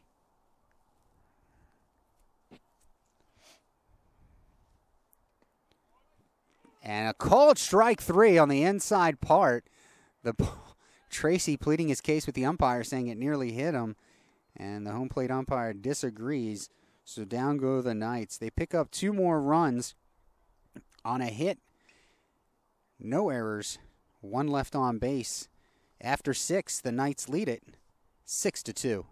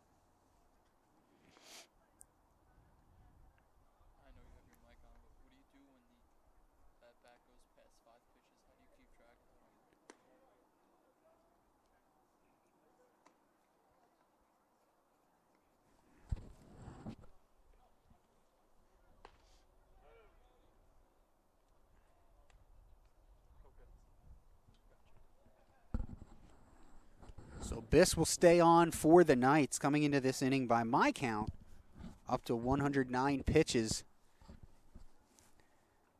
Head coach Mike Carter electing to stay with the lefty. Try and let him get the complete game victory. I believe Caleb Smith is ready should he be called upon.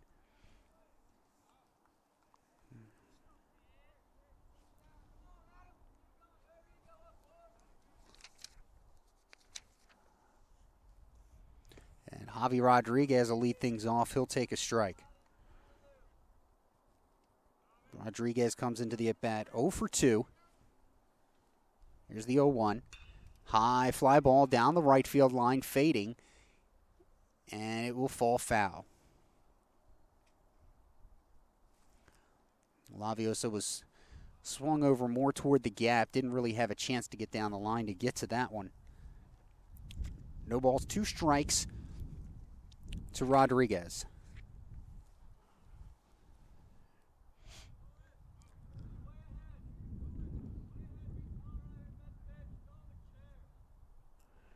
Here's the 0-2 pitch. Ground ball.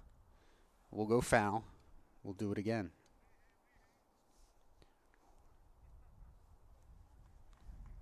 Eight strikeouts on the day for Biss.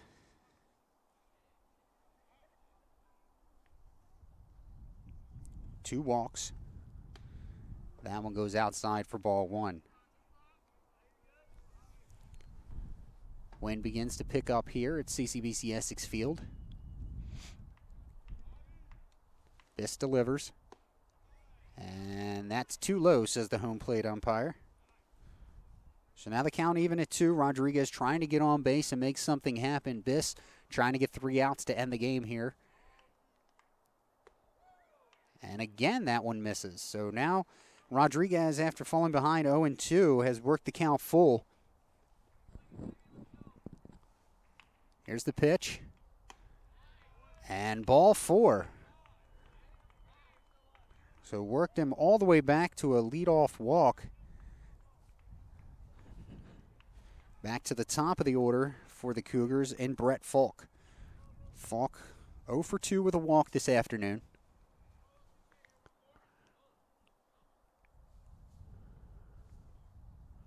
Biss comes set now to the plate. High for ball 1. Mike Carter on the outer part of the dugout. I think if this hitter gets on, it could be it for Biss. Quick throw to first. Not in time. Good play by Hussar to not only snag that ball, but put a quality tag down. 1 ball, no strikes. Fouled straight back. 1-1.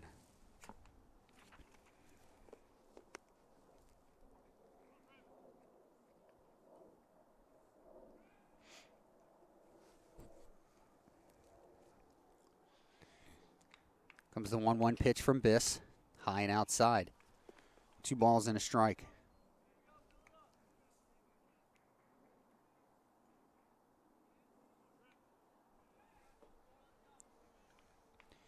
Biss sets high again.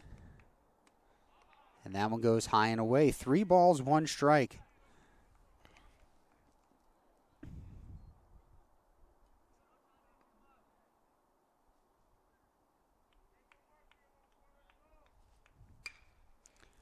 High fly ball, right field. Laviosa has it lined up and makes the catch. Good job by Biss to come back and get that hitter. 1 out here in the 7th.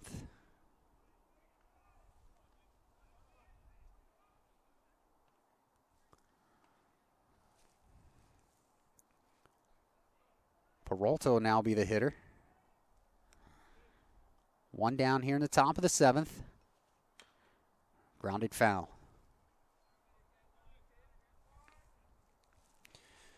Senatori waits on deck.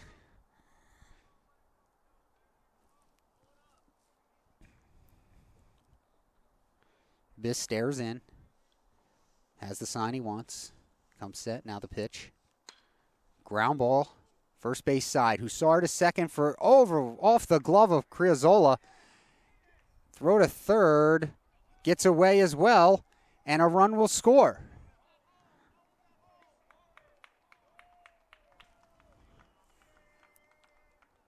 So Rodriguez comes around to score on what I believe will be scored as two separate errors. Peralta ends up at second.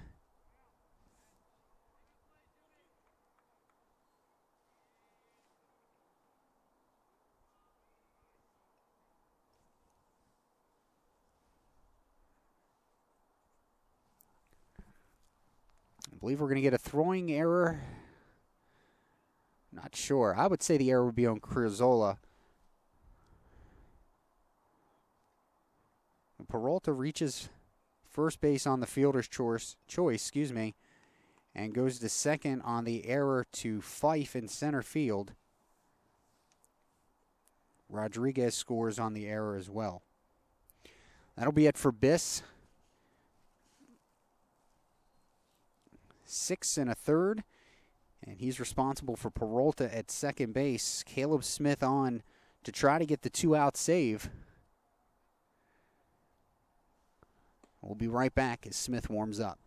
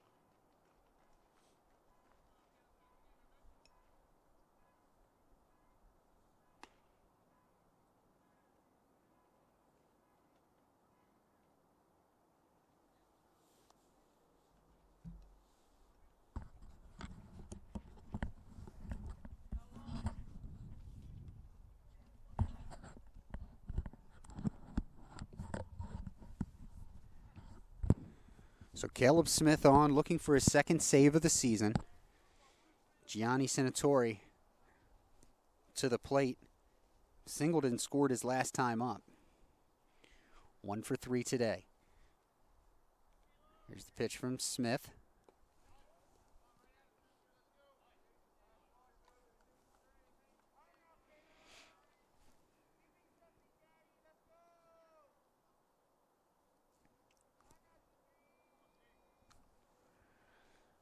One ball, no strikes.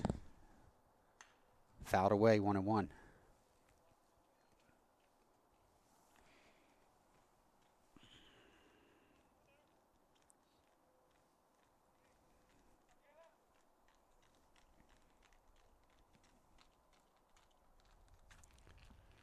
One ball, one strike, one down. Runner at second base is Peralta. Curveball fouled away. 1-2.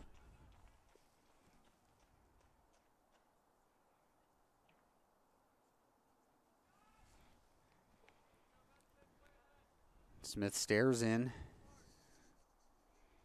Comes into the game with a sub-1 ERA, .66 ERA coming in. And that curveball did not catch the corner, says the home plate umpire. It's 2-2. Dangerous there for Senator to take that pitch, but he got the call. Smith checks the runner at second, Peralta. Now comes to the plate.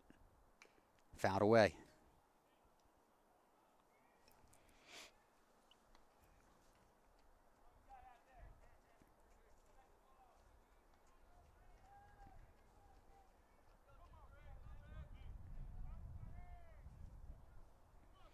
So we'll do the 2-2 pitch at least once more. Wind continues to blow here at CCBC Essex Stadium. Smith checks the runner twice. Now to the plate. And ball 3 low. Full count now to Senatori.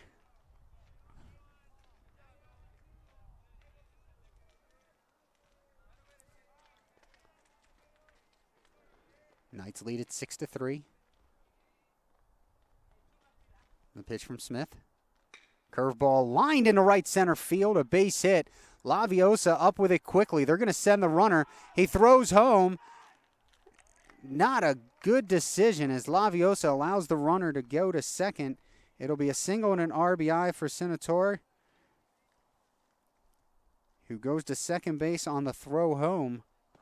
Scoring is Peralta. And now all of a sudden, with 2 runs here so far in the 7th, the Cougars trying to get back into it again.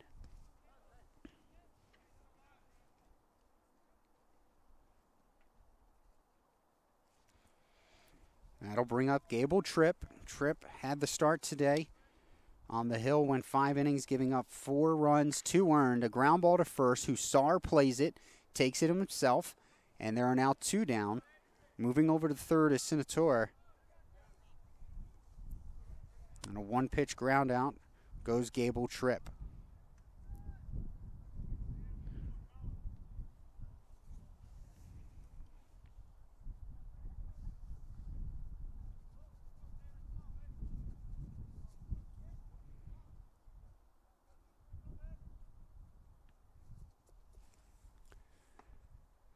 Called strike. Colin Hopt now up to the plate. He's 0 for 3 with 3 strikeouts, all coming against Biss. Caleb comes set, checks the runner at third, the pitch. High fly ball right field. Laviosa looks like he has it lined up, and he does. So that'll be the 3rd out of the game. The Knights hang on for a 6-4 win. 6 runs on 3 hits, 5 errors for the Knights, 4 runs, 5 hits, and 1 error for the Cougars. We're going to do it again here in approximately 25 minutes. So check back with us, let's say at 3:20. Check back with us at 3:20 here on the YouTube channel of the Knights, CCBC Essex Knights. It's at youtube.com/CCBC Essex Knights. And I'm Rocco Jeppy saying so long for now. We'll talk to you again in about 25 minutes.